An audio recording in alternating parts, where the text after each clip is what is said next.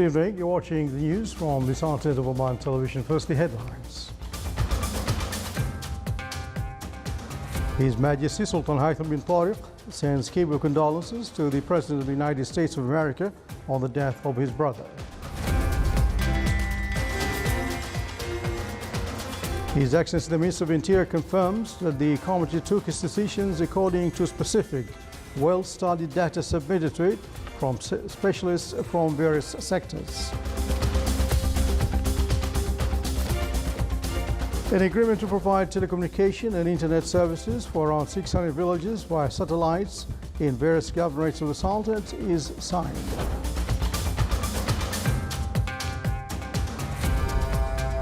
And at the cost of 300 million Omani riyals, an agreement is signed to establish Oman Nano City in Seoul.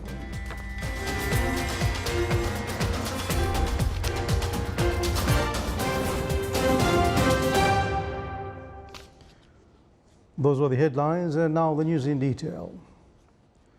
His Majesty Sultan Haitham bin Tariq sent a cable of condolences to His Excellency President Donald Trump of the United States of America on the death of his brother Robert Trump.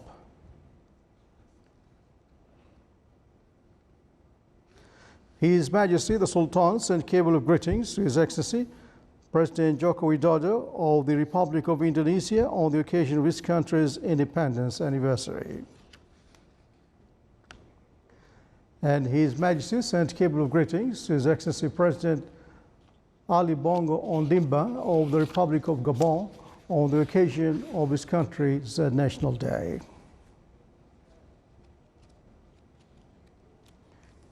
His Excellency Said Hamoud bin Faisal Al Busaidi, Minister of Interior and Chairman of the Supreme Committee in charge of dealing with the developments resulting from the spread of the coronavirus COVID-19, along with members of the committee, expressed their honor and gratitude to His Majesty Sultan Haitham bin Tariq on the great care and generous attention of His Majesty to the work of the committee, which had the greatest impact on the success of its work and the achievements of its objectives. His Excellency said after the expiration of the night movement, a ban decision is that the committee took its decisions according to specific, well-studied data submitted to it from specialists from various sectors, indicating that the ultimate goal of these decisions is to protect the individual and society from COVID-19 and mitigate its various negative effects. And on the two decisions of the closure among the governorates and the movement ban at night, His Excellency clarified that their goal was to reduce the movement of individuals and their gatherings, especially during Eid al-Adha period. His Excellency, the Minister of Interior and Chairman of the Supreme Committee, extended his thanks and appreciation to all members of the society for the high level of commitment. His Excellency also expressed his sincere thanks and appreciation to the Sultan's Armed Forces and the Royal Oman Police for their outstanding efforts, and to all health workers for their great efforts in combating the pandemic.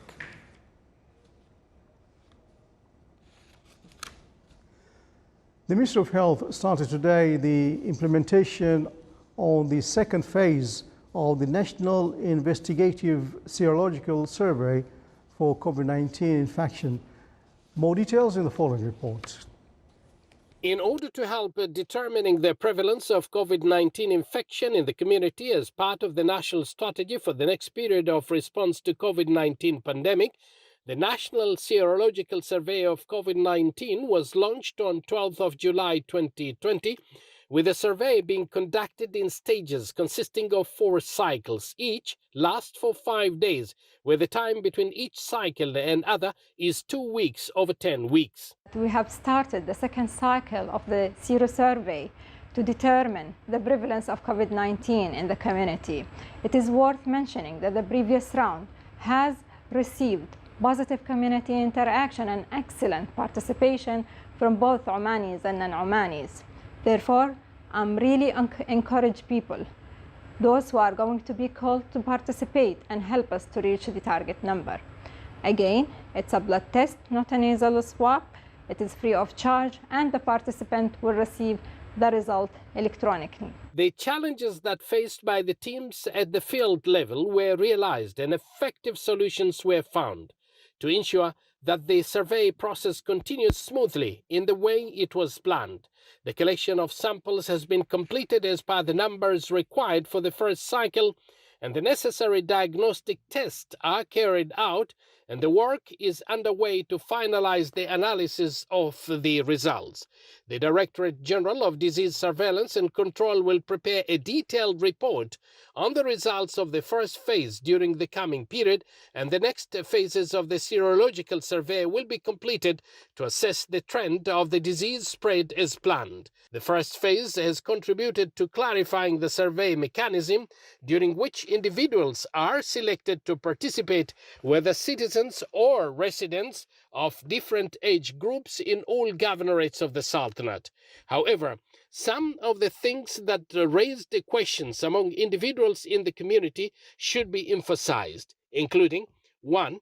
The selection of people to participate will be randomly based to avoid the selection bias in the collection of samples and therefore increase the possibility of generalizing the results later.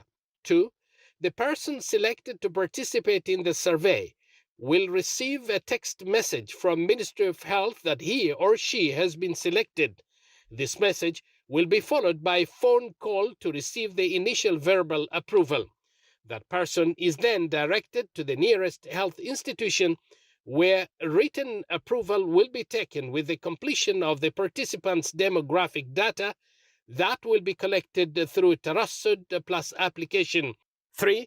That the person will not be subjected to isolation after taking the sample during the waiting period of the result and will not be obliged to wear the electronic tracking bracelet. 4. To emphasize the availability of members of the public health staff and medical staff who are able to communicate in different languages for non-Arabic speakers. It should be emphasized here that there are no legal consequences for not participating in the survey, as the process of participating is completely voluntary. But public awareness should be raised on the importance of this survey in assessing the prevalence of COVID-19 infection according to age group and monitor and diagnose laboratory cases. From the Minister of Health, I'm Abdullah bin Ahmed Al-Rubi'i, Sultanate of Oman Television. The Minister of Health announced the total confirmed cases of COVID-19 in the Sultanate is 83,086. The Minister also announced the total number of COVID-19 deaths in the Sultanate is 572. The Ministry of Health indicated that 77,680 cases have recovered.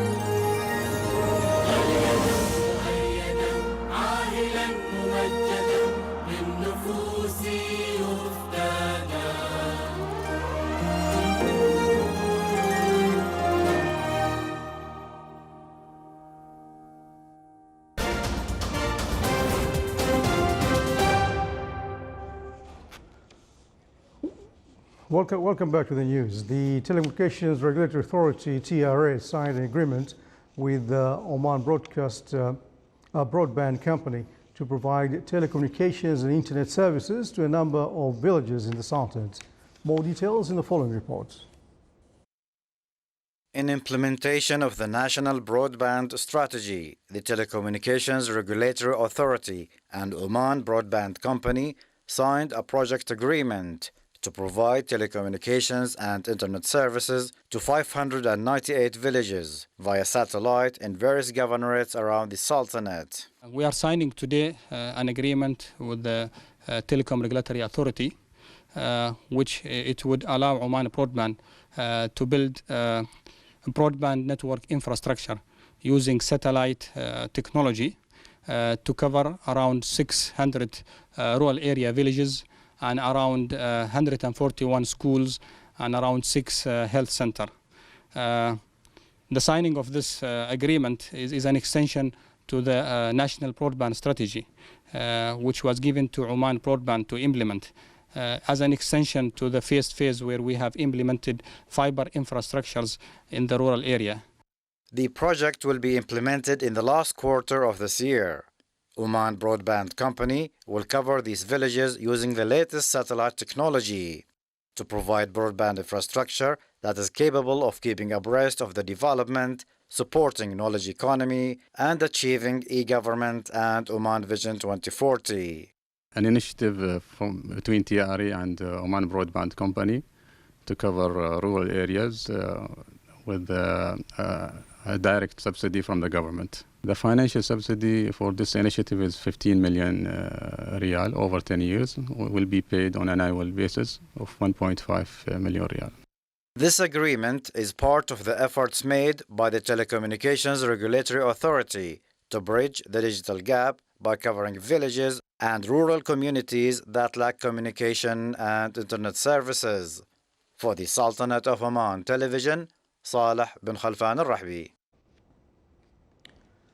The University of Technology and Applied Sciences works on presenting programs that go in with the Oman Vision 2040, as the Sultan's approach is to focus on the economic sectors in order to push the development wheel of the national economy.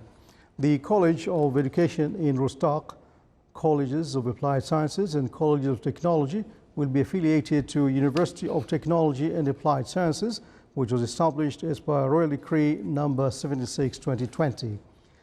The Board of Directors of the university held today the first meeting in which they discussed preparedness for the first academic semester. The board stated that the university will adopt blended learning during the first semester, as students will study a number of subjects online, and at the same time some students have to attend classes for other subjects. The university headquarters will be in Muscat, and other specializations that will go in line with the National Strategy for Education 2040.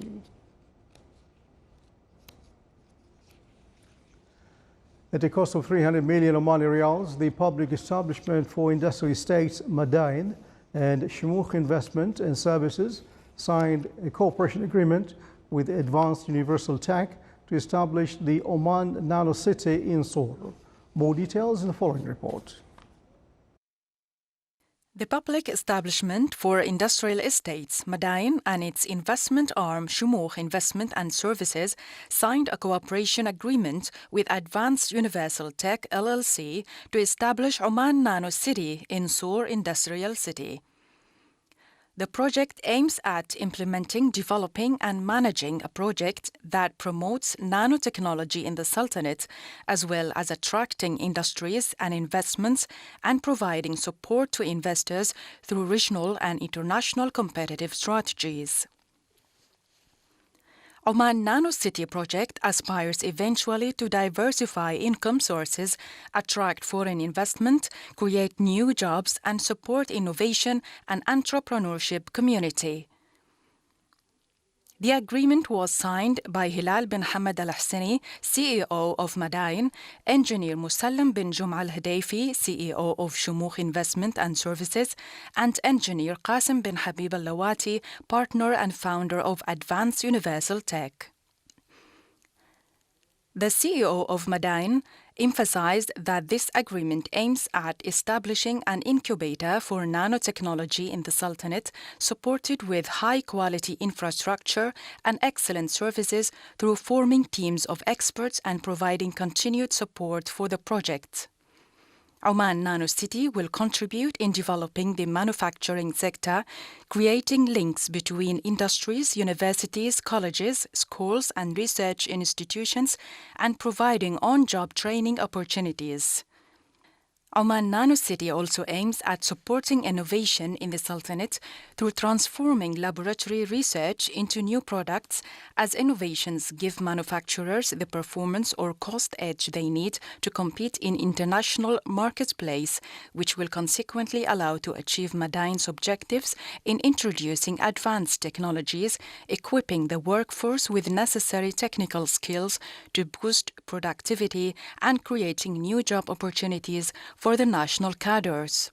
On his part, engineer Qasim Alawati stated that Oman Nano City aims at contributing to the sustainability and support of the national economy as the project comes in line with Oman Vision 2040. Oman Nano City will be built on a total area of 1 square kilometer to act as an incubator for innovations and industries related to nanotechnology. The project will be equipped with a main administration center in addition to various public facilities such as hotel, cultural center, business center, banks, shopping centers, clinics, logistics services, and a residential area equipped with quality services for the workforce based in factories. Oman Nano City will be designed to comprise 11 sectors and feature teams that represent bodies from the business sectors, high education and research fields, and industrialists in the field of nanotechnologies from developed countries in order to benefit from the expertise in this field. Engineer Musallam Al-Hudayfi commented that the vision of this project is to contribute in making Oman an integrated center of excellence in innovation, research, education, and entrepreneurship of nano-based technology. The project will play a role in presenting opportunities to develop and export nanotechnology products and services to the MENA region by inking cooperation and affiliation pacts with leading agencies and industries specialized in nanotechnology. The project is expected to attract international investors to set up industrial projects in various fields such as building and construction, water and environment, healthcare, medicine, cosmetics, automotive and industrial parts, equipment and services, textile and clothes, polymer, chemical and raw materials. The Sultan achieved the requirements of the trade facilitating agreement by 100% to be one of the first countries in the region that achieved all requirements out of 164 countries. The Ministry of Commerce and Industry stated that the agreement of the World Trade Organization is one of the important international agreements which aim to facilitate trade among world countries and the freedom of goods movement in the borders that reflects the readiness of the system and business environment in the Sultanate, as well as keep up with international economy developments. The agreement also aimed to facilitate the commercial exchange and enhance the procedures and clearing the required documents through the borders. You're watching the Sultan of Oman television. Before we enter tonight's bulletin, here are the main points once again. His Majesty Sultan Haitham bin Tariq sends cable condolences to the President of the United States of America on the death of his brother. His Excellency the Minister of Interior confirms that the committee took its decisions according to specific, well-studied data submitted to it by specialists from various sectors. An agreement to provide telecommunication and internet services for around 600 villages by satellite in various governorates of the Sultanate is signed. And at a cost of 300 million Oman Riyals, an agreement is signed to establish the Oman Nano City in Seoul.